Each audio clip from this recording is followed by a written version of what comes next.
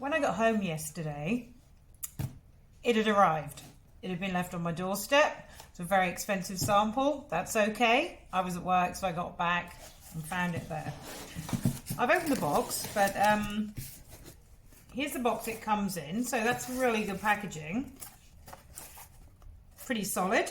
Shenzhen Best Playing Card Company, so the deck's from China.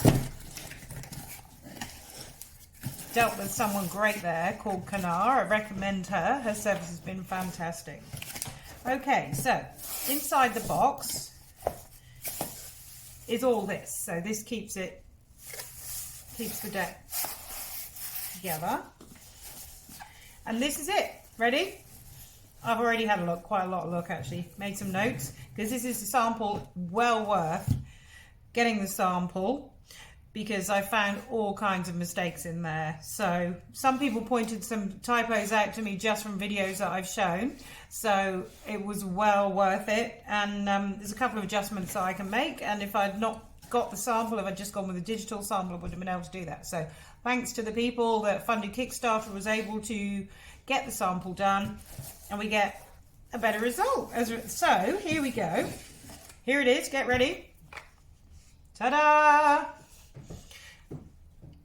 Tarot Avatara. There it is. So I don't know how accurate the lighting is on this video, but got the dark green. Does it look a bit black? Probably does, but it's nowhere near black. It's dark green. And the dark green came from the fabric bags that I got. I don't know if anyone knows, there's a famous Frida Kahlo advertising. I think it was the front of Vanity Fair or one of those magazines where Frida featured on the front, and she's got this green floral fabric as a backdrop. Looks fabulous. So it inspired me. So there's the green fabric that I've been making the majority of the bags from. I think I called it on the Kickstarter the standard fabric or whatever, something like that. So I've got a bunch of those made. I mean, a bunch. Here they are. That's like some ready ones there. So that was all sewn, and they're lined with this colour, which brings me on to the inside colour for the box. So again, inspired by that mustard colour. We've still got the floral there, and that's like a emblem that I came up with for the deck. It's not my forte, coming up with that sort of thing, but that's what I did. So anyway, so here's the box. The front, the sides, the spine. So I have this pink as an accent colour, and there's the back. So there's a few cards on there, and there's a little write-up, and a particular grammar error I made in there will be corrected by the time you get your decks. So anyway, so we've got magnetic closure going into here, and that there sitting on the top there is the book. Now this whole box is the same size as, I would call it a standard postcard. Standard to me, I'm English Australian. To me, they all seem to be the same size. May not be standard for the US and other parts of the world, I'm not sure. So here we go. So I can tip that out. That comes out, and there's the book. So you can see the dimensions. That's the same size as a postcard. So it is bigger than the deck. Don't worry, the deck's not as big as all that. So that's the thickness of it. Another little thing we need to adjust. We've got this upside down. So all you book people, we will fix that because that would drive you mad. My husband picked it up straight away. I don't know if I ever would, but he saw it straight away. So we just need to get that flipped. So again, we've got a little write-up on the back, slightly different to what it says on the front. So this is the book, and it is in black and white. This was deliberate.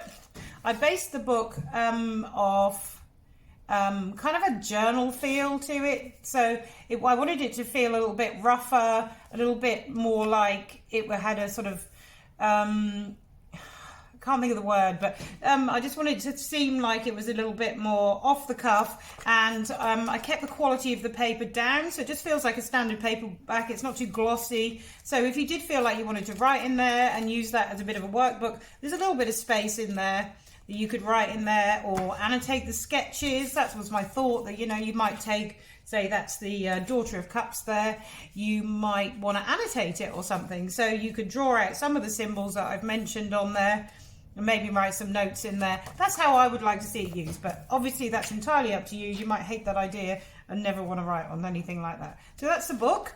There's a big glossary at the back. I did a glossary with Bonefire, and it was pretty popular actually.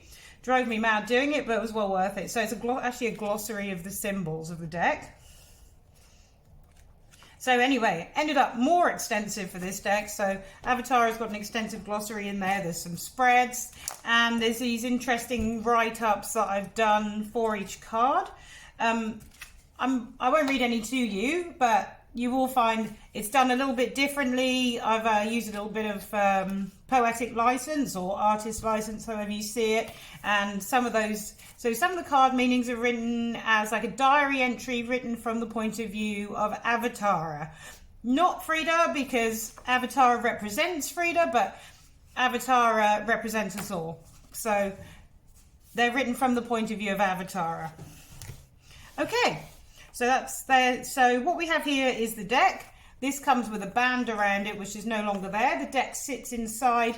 This is like an Eva, you know, that foam, that Eva stuff that sits in there to protect the deck. And so that's the size of the deck. To get them out, I might have to do something. It's a little bit tricky. Just have to tip it, and out they come. Not the smoothest to get them out, but there they are. So that's just a title card that I made, so you can remove that. And there is also a Happy Squirrel card, so I don't know whether people want the extra cards or not, but they're there.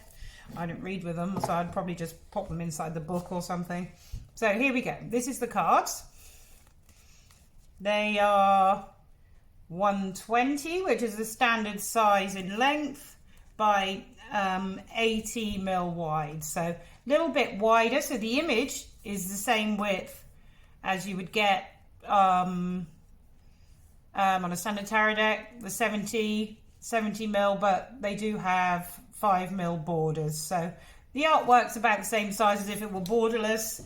And here we have the gold on the sides. I had mixed feelings about the gold. I like gold, I don't like gold, but really, I really actually am really happy with it in regards to this deck. I think it works really well. You can see the borders on the cards there that I did put on there. They are hand painted. They're kind of in a parchmenty colour. You'll kind of see how it looks, but it works really well with the gold. It just kind of blends in there. If you don't like borders, they're infinitely chop-offable. So that's how I kind of wanted it to be. So you can take them off if you want, but I wanted to have them there for this deck. I have picked a linen cardstock because it is perfect to represent canvas, because I do all my paintings on canvas, and it just has that feel to it. So they're very matte. There's a matte laminate, and they are a linen stock, 350 GSM. So it's not massively chunky. I didn't want it to be completely chunky. You can see the thickness of the deck there. I think that's thick enough for anyone really. So there's 80 cards with the 2 extras there. So they seem pretty good. Not sticky or anything. The gilding, I've been playing with it for 24 hours. The gilding's holding up really good. I would obviously have hoped it would hold up for longer than that. But yeah, that's so that's there. So that's the cards.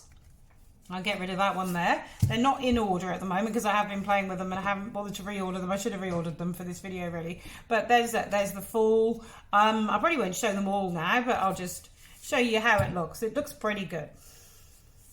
The colours have come out great, especially on the cards. The colours on the packaging, I might just ask them to lift a little bit because the printing has just darkened it a little bit, so the box could be a little bit more vibrant. Yeah, see, there's no order going on here. Quite random, but that's okay because it'll give you a little flavour.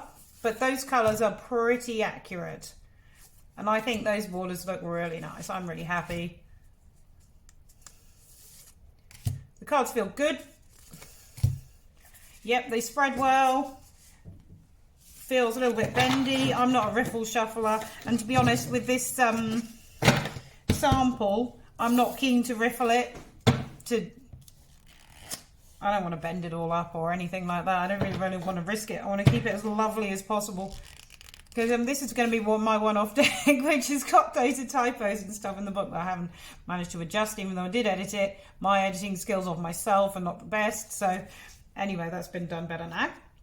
Okay, so there you go. That's a first look at Avatara. Now I have the sample decks here.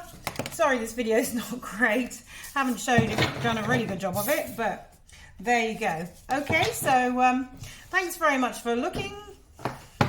I'm just going to pop it in there, and thanks to the people that back the deck and all the inquiries I'm getting at the moment about, you know, having missed the Kickstarter and will there be decks left? Yes, there will be. So I'm getting 1,000 printed, and I think about 600 of them are spoken for. So there are about 400 decks left. Might be slightly less than that. So I'm just working towards. I'm gonna be speaking to the printers probably this afternoon, and I'm gonna be able to get those last things ironed out, get those typos out.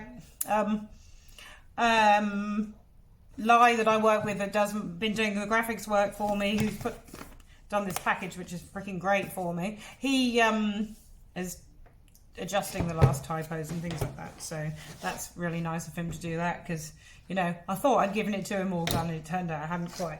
But there you go. All right, so that's a first look at Tarot Avatara. No, it's been a while, but I just wanted to get it right, and as far as I know, we're still absolutely on schedule to get everyone's decks to them by October, including all the other decks that were ordered in the Kickstarter from my there's a few of my bonfires left that I was able to got rid of a few of them.